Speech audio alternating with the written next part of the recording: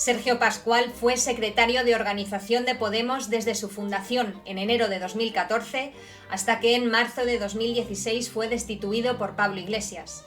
Hace apenas 2 meses ha publicado Un cadáver en el Congreso, del sí se puede al no se quiere, un thriller político en primera persona que habla sobre los años de formación del partido, sobre sus primeros pasos en las instituciones públicas y sobre cómo una crisis interna frenó lo que muchos pensaron que sería un ascenso imparable. Hablemos.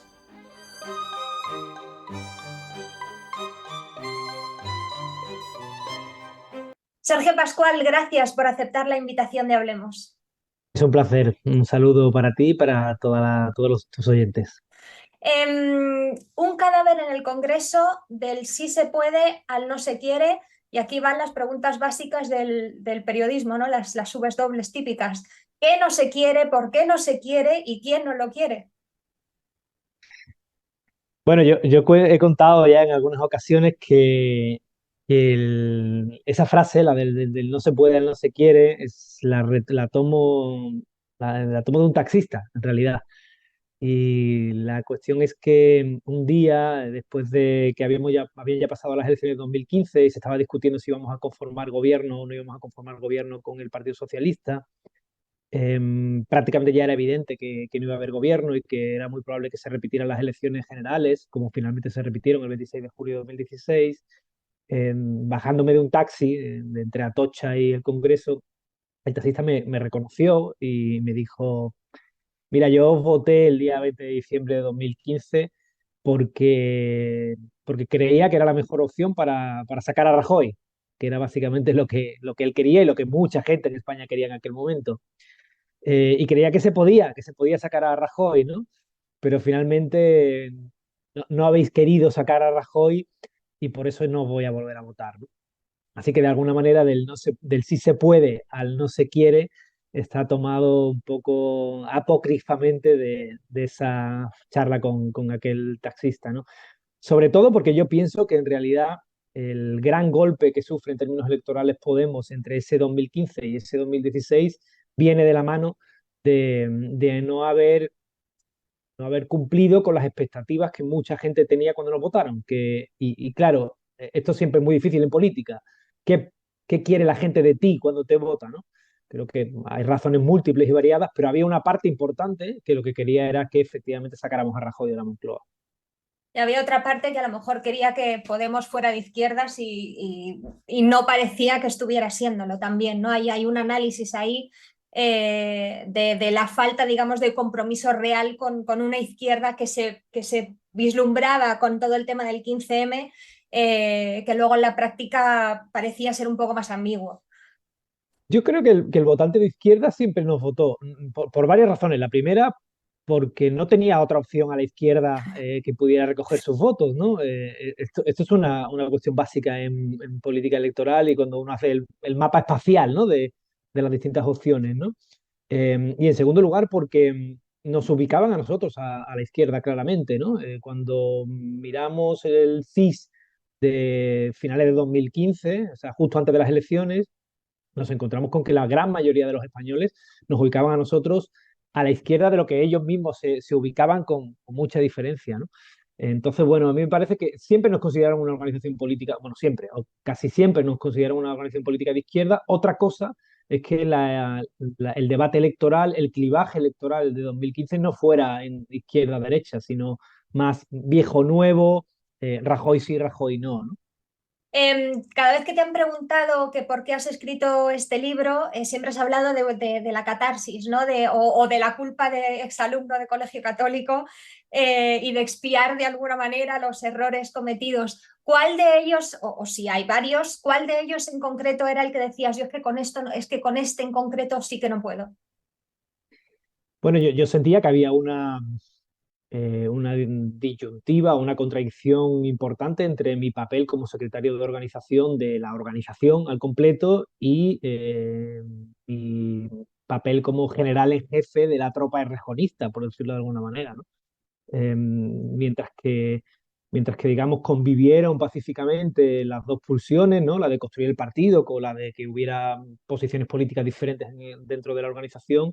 aquello no fue tan contradictorio, pero en cuanto se desataron las hostilidades, aquello fue claramente contradictorio, ¿no? Y para mí era muy difícil gestionar aquello. Yo además venía de haber trabajado en la administración pública y de alguna manera me, me costaba, ¿no? No, no cumplir, entre comillas, con las tareas que tenía asociadas estrictamente al cargo, ¿no? Y ejercer de otras cosas que no eran exactamente aquellas para las cuales estaba diseñado ese cargo, ¿no? Abres el libro ya directamente sin mucho rodeo, yendo directamente a cuál es el principio del fin, que lo sitúas en aquellas jornadas en Ávila como para diseñar la estrategia de cara a las elecciones generales y a las autonómicas. Ujú. ¿Qué dos posiciones? Yo te he escuchado explicarlo, pero si te tengo que reconocer algo es ese lenguaje político ambiguo que luego dices, vale, pero esto en la práctica, ¿qué significa? En la práctica, ¿qué dos posiciones tenían Rejón e Iglesias? Bueno, las dos posiciones que tenía no solo Errejón y Iglesias, sino más compañeros y compañeras que estábamos alineados, ¿no? En torno a las mismas, eran, por un lado, Iglesias pensaba que si no éramos capaces de llegar a tener algún gobierno autonómico durante ese año y municipal, probablemente íbamos a sufrir mucho, en tanto en cuanto los poderes mediáticos iban a hacer mella en nosotros y íbamos a descarrilar antes de llegar a 2020, perdón, a 2020, a llegar al 20 de diciembre de 2015. Y por lo tanto entendía que había que buscar la forma para llegar a algún gobierno autonómico. Él pensaba que la mejor forma de lograrlo era aliarnos con Izquierda Unida, en tanto en cuanto Izquierda Unida tenía base territorial, tenía cuadros políticos, etcétera, y eso nos permitiría ese despliegue territorial que nos llevaría en las elecciones autonómicas a tener posiblemente algún gobierno y alguna televisión autonómica, ¿no? Que sería, digamos, como ahí se encarnaba el poder, ¿no? Mientras que Rejón, por contra, planteaba que había que llegar puros e inmaculados al 20 de diciembre de 2015 porque nuestra gran virtud era ser outsiders de la política, ¿no? No poder ser calificados o clasificados en un lugar de la política española. Y que eso era lo que nos iba a traer los votos, que era lo único que importaba, ¿no? O sea, que ya veríamos cómo sobrevivíamos a este año, pero lo único importante era aquello, ¿no? Y por lo tanto no podíamos llegar a ningún tipo de acuerdo de Izquierda Unida que perturbara esa idea, ¿no? De llegar inmaculados al 20 de diciembre de 2015, ¿no? Y esas fueron la gran diferencia, digamos, ¿no? En términos políticos de esa discusión, ¿no? Es decir, uno quería conseguir un poder político o una posición política inmediatamente y si es con alianzas con otro partido le daba igual y el otro quería hacerlo por su propia cuenta o tratar de aglutinar la mayor cantidad de votos posibles, no de una postura política o ideológica concreta, sino del que fuera, ¿no? No sé si te lo estoy... O sea, así es como Bueno, lo estoy entendiendo. más o menos, más o menos. O sea, en realidad ya te digo, o sea, el uno pensaba que no, la política es poder, que por lo tanto, si tú no atesoras algo de poder político barra mediático, es difícil que llegues a tu destino porque te pueden sacar del carril antes de ello. Y el otro pensaba que, bueno, esto no es tanto así, lo único o lo más importante es llegar a la cita electoral en las mejores condiciones posibles, ¿no? Y para lograrlo hacía falta ser lo más transversal posible, lo más inmaculado posible. ¿Eso significa que Iglesias no pensara esto mismo, que esto era lo ideal? Sí, él también coincidía con Errejón en esto último. Lo que pasa que estaba convencido de que nos iban a sacar del terreno de juego antes de poder llegar a esa cita electoral si no conseguíamos algo de poder territorial. Y en ese momento tú coincidías con la postura de Errejón. ¿Hoy en día sigues Sí, coincidiendo con esa postura? ¿Crees que tenía razón pero que se hizo mal? A ver, yo creo que es difícil hacer ese balance porque en realidad no sabemos muy bien lo que hubiera pasado si hubiéramos tomado otra decisión, ¿no? Y además creo que sucedió algo que no esperábamos ninguno de los que estábamos en aquella discusión y era que conseguimos mucho poder territorial en los ayuntamientos.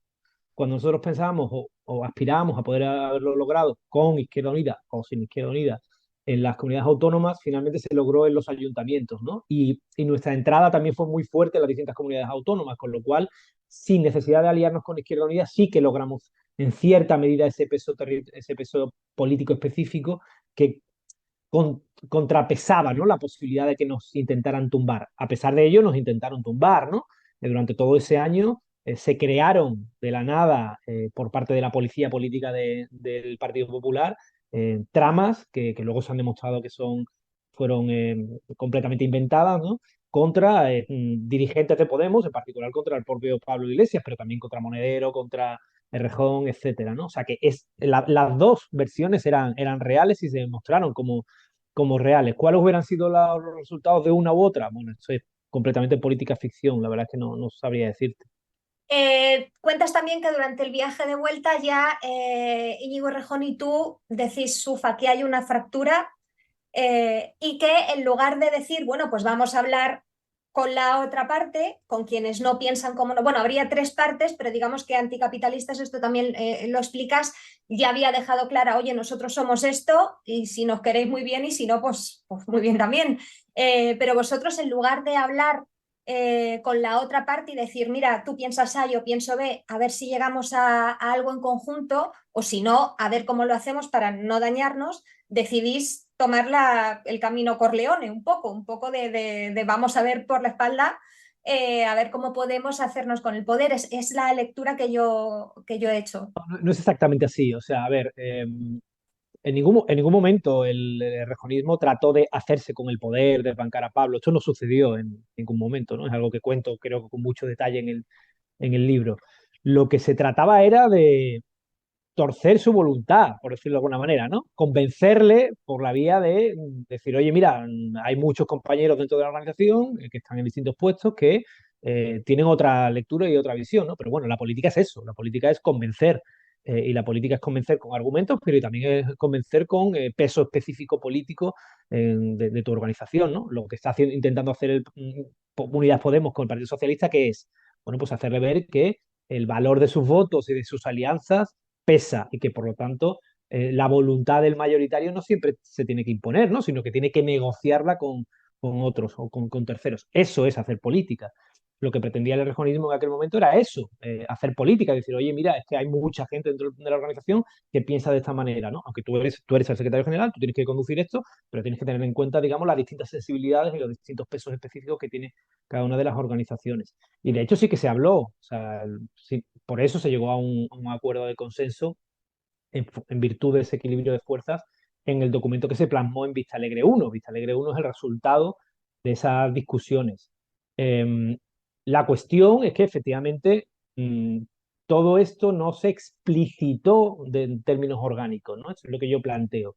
En ningún momento nos pusimos a decir, bueno, vamos a ver, efectivamente, puede haber distintas formas de entender la política y la vida interna dentro del partido, deberíamos explicitarlas cuál es cuál, no solo comentarlas entre nosotros en una ejecutiva, sino explicitarlas, darles algún tipo de cauce orgánico y también crear algún método de resolución de conflictos. Es decir, creemos un cauce de tal manera que si hay unas elecciones internas en Galicia, pues yo pueda presentarme como la corriente de no sé qué, y tú te puedas presentar como la corriente de no sé cuánto.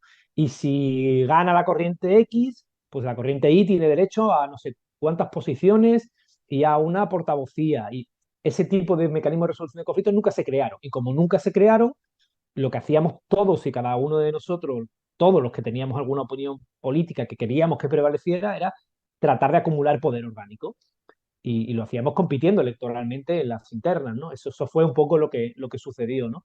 Y yo insisto que aquí el gran problema fue no crear esos mecanismos de resolución de conflictos, ¿no? Porque en ausencia de mecanismos de resolución de conflictos, cada uno daba la batalla por su cuenta para tratar de acumular ese poder orgánico para luego traducirlo en decisiones políticas. Pero sí que existe, que digamos aquí viene la parte de thriller político del libro, que está por un lado la conversación de Telegram descubierta y por otro lado el jaque pastor, que en realidad era mate pastor, pero bueno, el famoso documento que tú descubres o del que te hablan cuando ya te han destituido. Sí que suena a complot, que no quiere decir que fuera solo por parte de los errejonistas.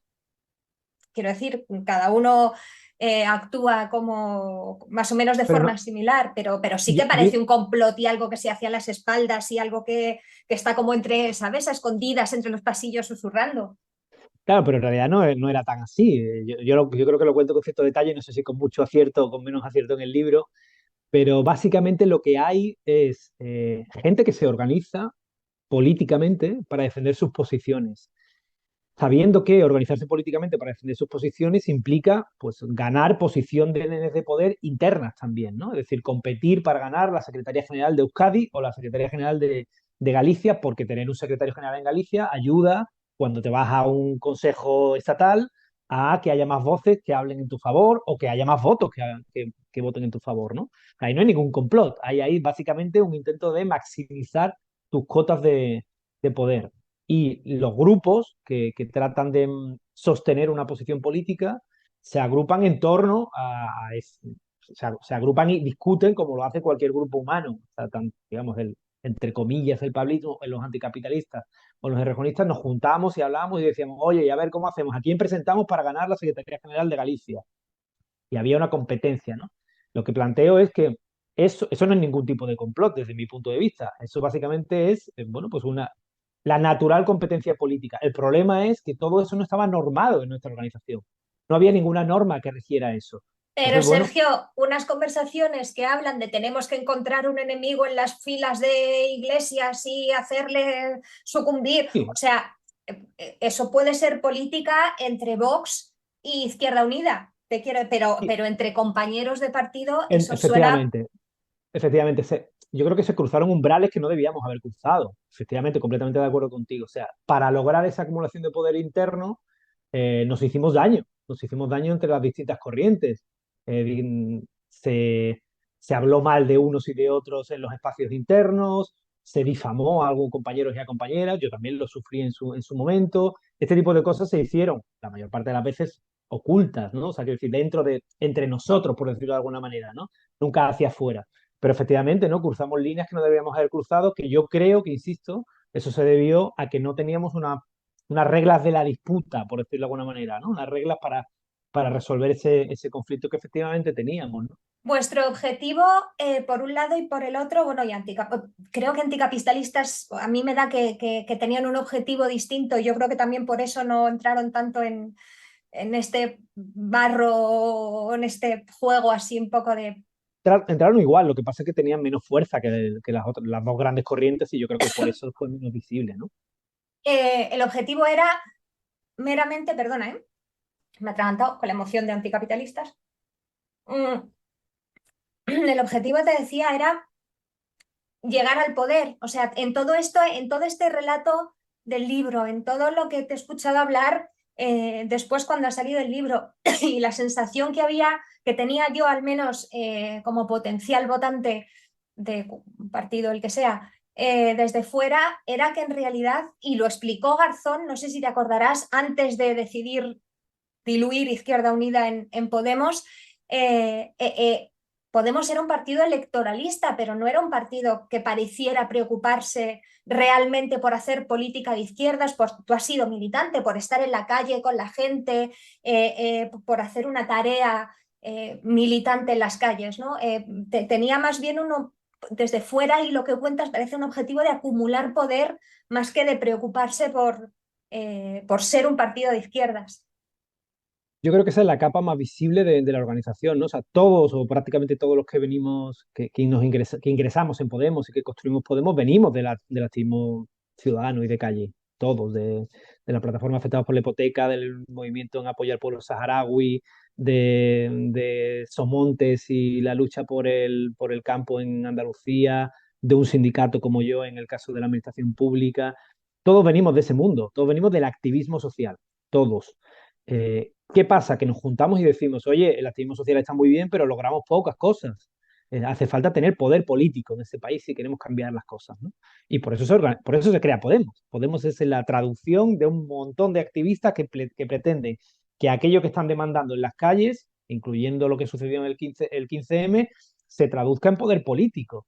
Y por eso es reconocido Podemos. ¿Cuál es la diferencia entre el mundo activista que militaba en cosas como Izquierda Anticapitalista y otras organizaciones, pero que no lograban tener poder, y Podemos? Bueno, pues que Podemos tiene posibilidad y voluntad de llegar al poder político. Esa es la diferencia. ¿Significa que abandonáramos lo otro? No, no significa en absoluto que abandonáramos lo otro. Son nuestros orígenes y en eso estamos. Pero en aquel momento, en aquel año, lo que había que hacer era llegar al poder político porque había unas elecciones generales, evidentemente, ¿no?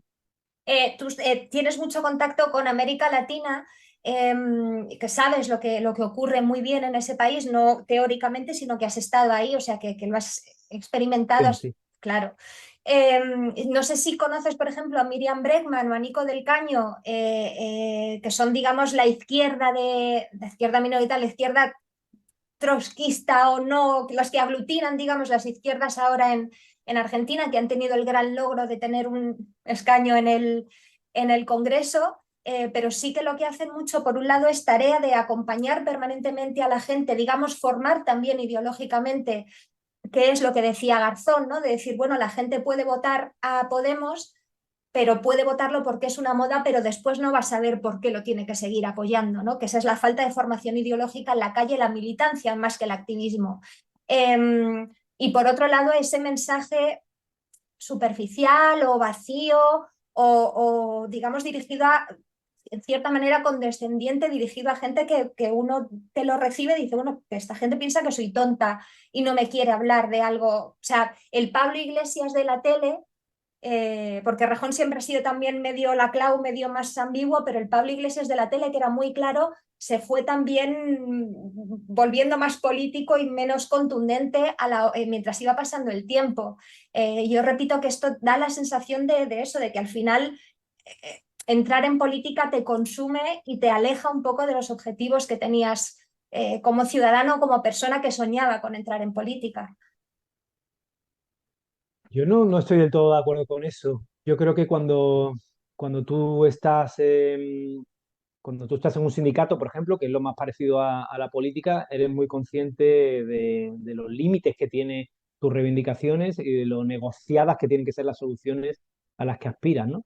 Y todos los que venimos de ese mundo, por ejemplo, ¿no? Los que partimos de ese mundo, que es un mundo claramente activista y claramente enfocado en mejorar las condiciones de vida de la gente en lo concreto, somos conscientes de que cuando uno tiene que negociar con el adversario, pues es un equilibrio de poderes y finalmente se llega a un punto intermedio, ¿no? Que no es el que tú desearías, pero es el que logras, ¿no?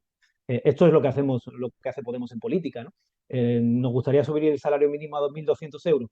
Sí, no podemos, lo dejamos en 1.080. Bueno, pues es un salto grande, desde 350 euros hasta 1.080, ¿no? Esta es básicamente lo que está haciendo Podemos en el gobierno, ¿no? Y yo creo que básicamente es un ejercicio de realismo inspirado por las metas más o menos utópicas, más o menos lejanas que teníamos cuando estábamos en la calle, porque insisto que todos veníamos desde posiciones diferentes, algunas en movimientos políticos y sociales con más dosis de realidad, como el sindicato, que tiene que verse todos los días con el poder duro, que es la patronal, y otros a lo mejor con menos dosis de realidad porque se han enfrentado menos veces o han tenido menos poder para llegar a un enfrentamiento directo con el poder duro, ¿no? Cuando uno se manifiesta en favor del pueblo saharaui, entre comillas, por desgracia, enfrente no tiene al poder duro, porque Marruecos ni se inmuta porque nos manifestemos nosotros en Sevilla o en Madrid en favor del pueblo saharaui, ¿no? Y por lo tanto, pues, nuestras aspiraciones pueden ser muy grandes y muy altas, ¿no? Pero cuando uno le toca negociar, probablemente tiene que encontrar, o sea, medir realmente sus fuerzas y encontrar el punto al que puede llegar. Volviendo al libro, a un cadáver en el Congreso, al margen de que está bien escrito, que la verdad es de Gracias, agradecer, te agradezco. eh, se hace mucho más fácil, digamos, leerlo. Me parece que, se esté de acuerdo o no, es un ejercicio de honestidad poco frecuente en el ámbito político. Digo poco frecuente por ser amable con el ámbito político, porque es prácticamente inexistente. ¿Te costó tomar la decisión? Dijiste, uy, ¿cuáles pueden ser las consecuencias? O es algo que te debías después de tanto tiempo de ocultar, de mentiras o de cargar con una culpa por errores, por cosas que podías haber hecho mejor?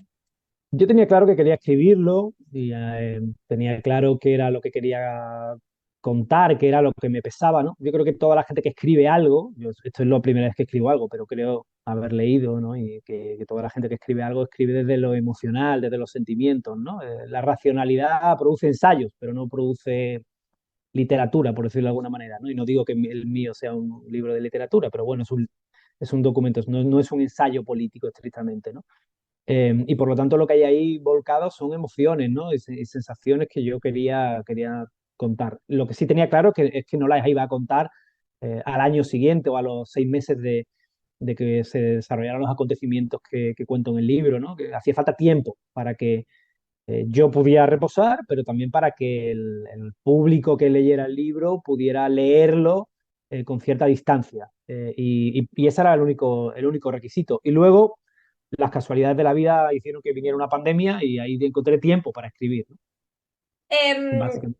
Hay en un principio quien no te conociera o quien no lo leyera o quien no supiera cómo te sentiste después de que te destituyeran, me refiero con Errejón, se podía pensar que iba a ser el alegato final en contra de Pablo Iglesias y de lo malo que había sido él y de lo buenos que habéis sido vosotros. Y sin embargo tampoco es un reproche en absoluto a Íñigo Rejón, es algo que hablas, obviamente la gente que estaba a tu alrededor está implicada, pero es sobre ti. Y también destaca que no hay ningún resquicio como de inquina o de venganza a pesar de que te has sentido después con el tiempo, después de la destitución, mal con Errejón, pero no por eso, por cómo se comportó cuando te destituyeran. ¿Te ha costado o es que eres así? Quiero decir, ¿es una persona que no guarda rencores o has dicho, bueno, voy a sujetarme? No, la verdad es que soy una persona que guarda muy pocos rencores, ¿no? Y en particularmente en política, entiendo que yo también entiendo la política como, bueno, pues como juego de correlaciones, de poder, de intereses y de fuerzas, y que por lo tanto a cada cual le toca en cada momento jugar con las cartas que le han dado, ¿no? Sería como, es una metáfora un poco traída por los pelos, pero sería como enfadarte por perder a las cartas, ¿no? O sea, y porque te ganen y te den una paliza. Bueno, pues ya está, jugaste mal tus cartas, no estuviste acertado y el otro fue mejor que tú, ¿no? Bueno, pues ya está, eso fue lo que sucedió, ¿no? Para mí ahí es difícil sentir rencor, ¿no?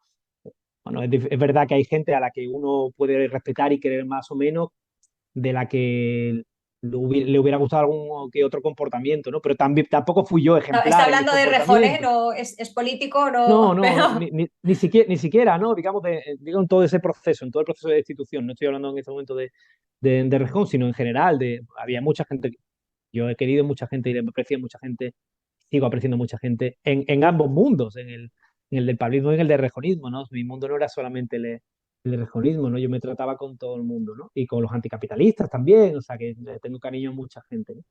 Y digo que evidentemente me hubiera gustado que en algunos momentos de tensión los comportamientos hubieran sido otros, pero yo también me mido por la misma vara medir que me mido a mí mismo y también tuve comportamientos que no fueron ejemplares, ¿no? Entonces, bueno, creo que son cosas que pasan en momentos de tensión y lo importante es cómo terminan las cosas, ¿no? Cómo nos miramos después y cuál es el balance final de los acontecimientos, ¿no? Y sobre todo también de los hechos, ¿no? ¿Qué se hizo o qué se dejó de hacer, ¿no? Y yo creo que en general eh, todos y todas medimos mucho no hacer daño al proyecto, ¿no? A pesar de que en la disputa interna hubiera, o sea, al final también el proyecto crujiera, ¿no?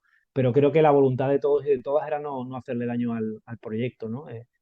Así que en ese sentido la verdad es no acumulo esos rencores, ¿no? Más bien, ya te digo, más bien la voluntad de reencuentro, ¿no? Si uno, creo que comparto esto con mucha gente de Podemos y es más bien tristeza, ¿no? En lo que sentimos muchos, insisto que creo que en esto puedo ser portavoz de mucha más gente, es tristeza, ¿no? Por no haber por lo sido que pudo capaz, ¿no? haber sido. Claro, y por no haber hecho las cosas mejor, ¿no? Y por habernos enconado tanto con cuestiones que a lo mejor eran relativamente fácilmente resolubles, bueno, pues todo eso, ¿no? Entonces yo creo que el libro resuma más eso, ¿no? Un poco de tristeza que otra cosa, porque realmente es lo que siento, insisto, creo que es lo que siente mucha gente. Ha escrito mucha gente con este libro, como imaginarán, ¿no? Del mundo de Podemos, de todos los lugares y con todas las posiciones políticas que se puedan imaginar y creo que la conexión emocional con ellos es esa, ¿no? El habernos sentido tristes por no haberlo hecho un poquito mejor. No digo que se hubiera podido hacer mejor porque es muy difícil, no te creas que es tan fácil montar un partido de la nada, desplegarlo en el territorio y conseguir los millones de votos que se consiguieron fracturando el sistema político español. es algo inédito, ¿no? Pero, pero bueno, creo que aprender de los errores puede ayudar a las generaciones del futuro actuales a hacer las cosas de otra manera, ¿no? Em, Te destituye Pablo Iglesias como secretario de organización, pero no te echan del partido y de hecho tú sigues trabajando. Has contado también que entraste como en una dinámica de pues ahora voy a hacer y propuestas y preguntas y además de participar, creo que en Andalucía para presentaros a las autonómicas. ¿Cómo gestionas que algún día te dicen, pues tú ya os hemos pillado y tú ya no eres? Y al día siguiente entras al Congreso, hola, en una esquina, yo qué sé, es que yo no sé si te daba vergüenza, si te sentías mal, si dijiste, pues me quito un peso de encima y ya vengo al Congreso a hacer lo que tengo que hacer. O sea, mi decisión personal fue esa, ¿no? La de decir, oye, mira, hasta ahora te he dedicado todas mis energías al partido, siendo diputado, que cosas que suceden en la política española. Ahora voy a dedicar todas mis energías a aquello para lo cual me han votado, que es a representar a los sevillanos y a los andaluces, ¿no? Eso fue relativamente fácil, fue una decisión que tomé rápidamente y me aboqué a ello y creo que, bueno, creo que cumplí con ello. Pero claro, la reentrada en el Congreso fue difícil, o sea, por, bueno, yo me sentía arropado porque había mucha gente, entre comillas, en mi bando, ¿no? Gente que me quería, que me arropaba, o sea, yo no estaba solo allí entrando al matadero, pero por otro lado había muchos compañeros que estaban en el bando contrario y que ya se habían clarificado esos dos bandos, ¿no? Entonces, tanto yo, que encarnaba todo aquello, como todos los que en ese momento ya se vieron cada uno cada uno de ellos en un bando o en el otro, cosa que hasta entonces no había sucedido, nos sentimos incómodos en aquel momento, ¿no? Porque fue el momento de visibilizar una fractura que llevábamos ocultando mucho tiempo, ¿no? Como una especie de salir del armario político, ¿no? Que claro, que emocionalmente fue difícil, ¿no? Pero bueno, en política las cosas van muy rápido y rápidamente se pasa a otros temas y a otras cosas y al final, bueno, lo queda atrás. Has dicho algo muy interesante. Yo dejé de dedicarme al partido y empecé a dedicarme a aquello para lo que me habían votado, que eran los intereses de los sevillanos o de los andaluces en general. ¿Por qué no os estabais dedicando todos a aquello para lo que os habían votado desde el principio? O sea, ¿por qué se convierte todo al final en, que también lo has dicho, ¿no? O sea, que estábamos tan centrados mirando hacia adentro que a veces ni sabíamos qué es lo que pasaba afuera. ¿Por qué? ¿Qué dinámicas hacen que ocurra eso? Yo creo que hay una dinámica general en la política española que hace que los cuadros dirigentes de las organizaciones políticas, no solo de Podemos, sino de todas las organizaciones políticas, se dedique fundamentalmente al control de la agenda mediática, de la agenda pública y a las coyunturas, digamos, de mayor impacto en la opinión pública, ¿no? No sé, por ejemplo, ahora llevamos, pues esto, 3 meses hablando de la ley del solo sí es sí y no llevamos 3 meses hablando de la subida del salario mínimo interprofesional, ¿no? ¿Y a qué está abocada la dirección de todos los partidos? Bueno, pues a esta coyuntura, ¿no? Y el resto la apartamos, ¿no? Porque la dinámica político-comunicativa de nuestro país es como es, ¿no? Y es muy campista. En España no se habla mucho de gestión, se habla mucho de batallas culturales.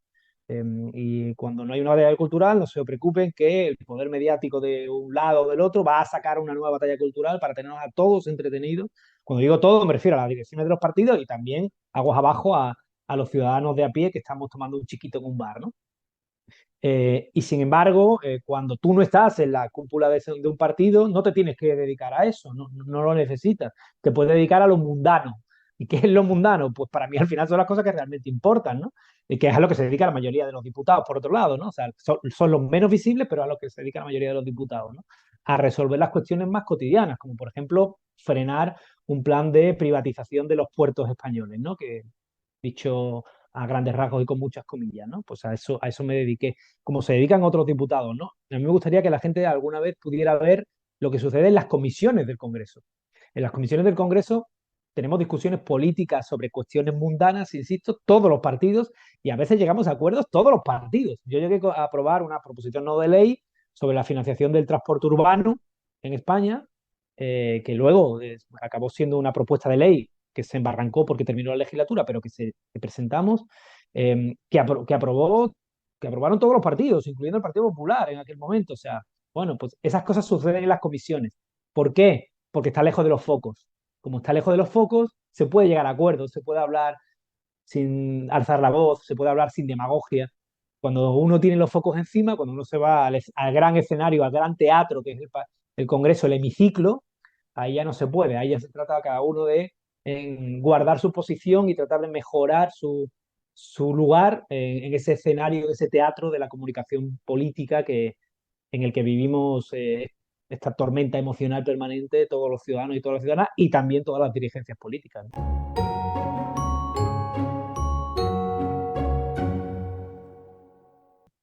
Antes de hacerte la última pregunta, te voy a pedir que nos hagas una serie de recomendaciones, que nos recomiendes, además de un cadáver en el Congreso del sí se puede al no se quiere, que nos recomiendes un libro. Pues mira, a mí me encantó Anatomía de un instante, de Javier Cercas. ¿Una película o una serie? Una serie, El Varón Negro, una serie sobre política en Francia, muy interesante. Y una película, Un lugar en el mundo, de Adolfo Aristarain. ¿Un disco o una canción? Pucha, ves que musicalmente soy bastante más cero a la izquierda, pero a ver, un músico, We Will Rock You, de Queen. Y algo que ver que ya puede ser una obra de teatro o un museo o una ciudad o un cuadro, no sé, algo que digas esto, habría que verlo. Todo el mundo debería ver esto alguna vez en la vida. Todo el mundo debería ir a ver El Perito Moreno en Argentina alguna vez en la vida.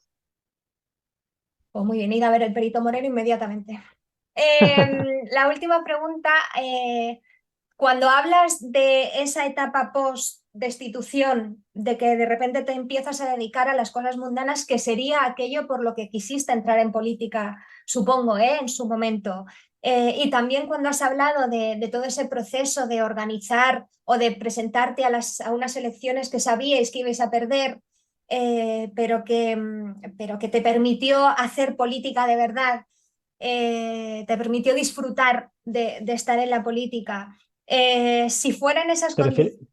te Dime, refieres dime. te refieres a cuando me presenté con Anticapi Sí, o sí, cuándo? sí, sí, sí, sí. Digamos, la etapa en la que disfrutaste, en la que te sacaste las tensiones y el aquí y las estrategias y te dedicaste a ser político puro, ¿no? Más puro de, digo, de corazón.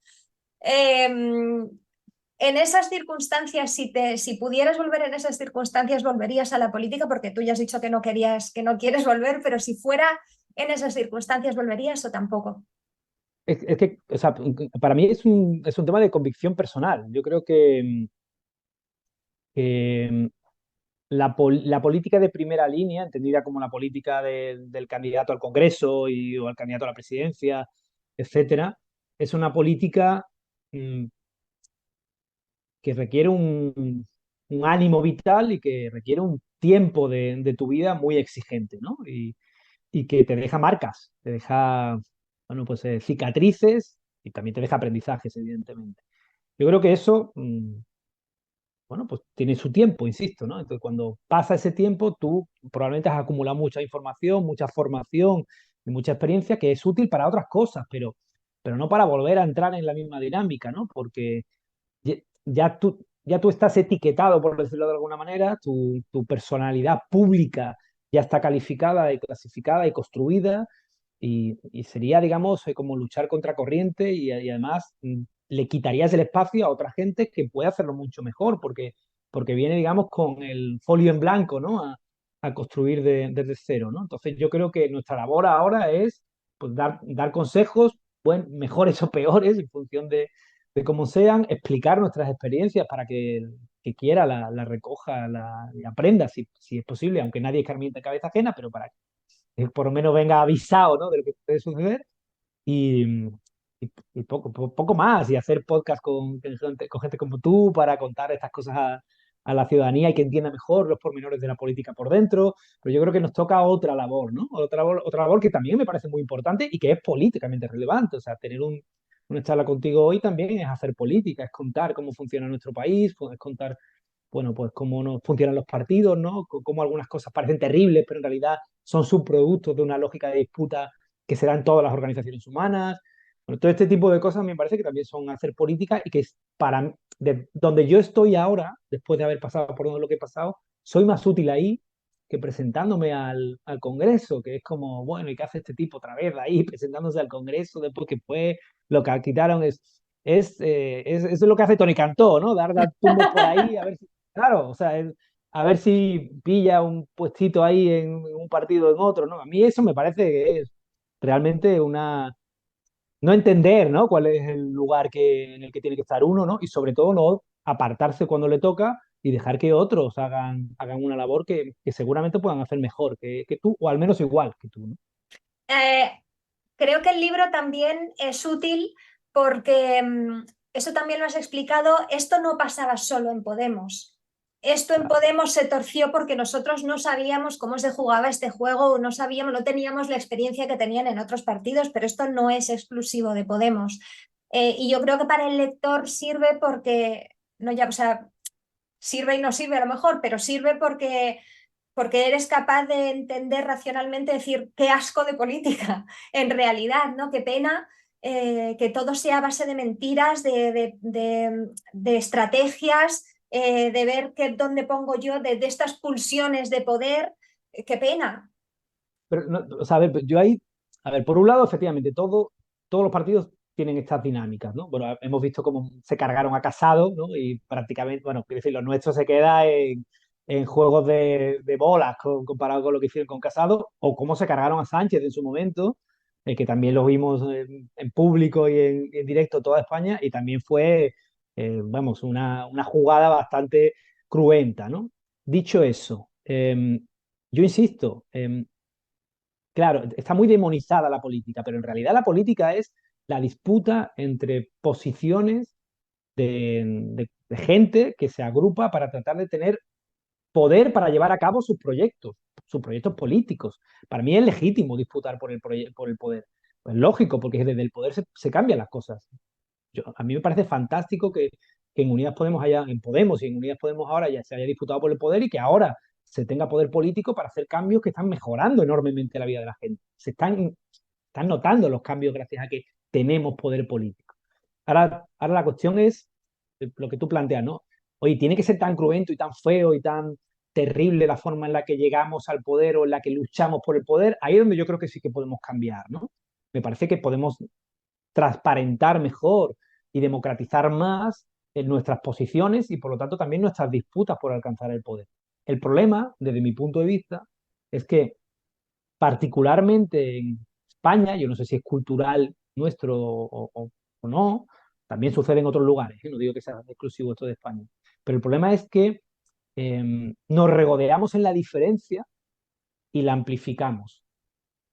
¿Qué quiero ¿En decir con eso? general o solo la izquierda? En general, ¿no? En general, por ejemplo, en el caso ahora del gobierno de coalición, hay un 95% de coincidencia. ¿Cuántas leyes se han sacado conjuntamente? ¿Cuántos avances sociales se han sacado conjuntamente? Infinitos. Y hay un 5% de diferencia. Lógico, porque somos dos partidos diferentes. Y sin embargo, ¿a qué dedicamos el 95% de nuestro tiempo? A discutir sobre la diferencia. A discutir sobre la diferencia. Y además no tenemos ningún mecanismo para resolver la diferencia. Porque como la diferencia es lo que luego te va a dar más votos o menos, como el 95% del tiempo de audiencia es sobre la diferencia, nos vamos a centrar muchos de nuestros esfuerzos en quedarnos con el mejor resultado posible de esa disputa por esa diferencia. Y ahí es donde empieza la guerra cruenta, ¿no? Y ahí es donde yo creo que deberíamos tener, bueno, pues mecanismos de resolución de conflictos diferentes, las organizaciones que sabemos que esto sucede y que esto va a suceder. Otro tema es cómo solucionamos el problema de que nuestra atención se vaya precisamente al conflicto y a la diferencia, ¿no?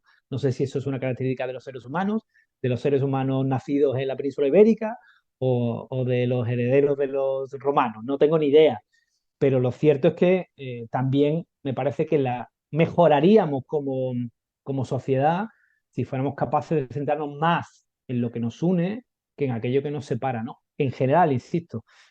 Por otro lado, y termino con esto, esta reflexión un poco extemporánea, que le digan a cualquier trabajador de un medio de comunicación o de una empresa, si no hay puñaladas por lograr mayores cotas de poder en el seno de esa organización. Es que es humano. La disputa por el poder es humano. Eso está teorizado, además. Es muy humano eso. El Y problema es encontrar, teatralizado, que lo tenemos ahí en Shakespeare, en Calderón. por supuesto, el problema es encontrar la forma de que no nos matemos cuando discutimos. Esa es la cuestión, ¿no? Y bueno, por ahí va la cosa. Un cadáver en el Congreso, del sí se puede al no se quiere, es el libro que hace nada ha publicado Sergio Pascual. Un libro honesto, un libro que sobre todo analiza su propia responsabilidad en lugar de culpar a otros y aplaudir su comportamiento. Y un libro que está bien escrito, así que parece una obviedad, pero no lo es. Así que, si queréis, si podéis, os dejo aquí el link para que lo compréis, para que le echéis un vistazo, porque de la editorial Alta Marea, que no lo he dicho, para que, para que aprendamos todos un poco de lo que es un partido político por dentro, aunque sea nuevo. Sergio Pascual, muchas gracias otra vez por haber aceptado la invitación de Hablemos. Más bien, muchas gracias a ti por este ratito tan agradable de tertulia Ha y, sido y- un y por, placer. y por hacer lo posible que haya mucha gente que hable sobre estas cosas que son importantes. Ha sido un placer.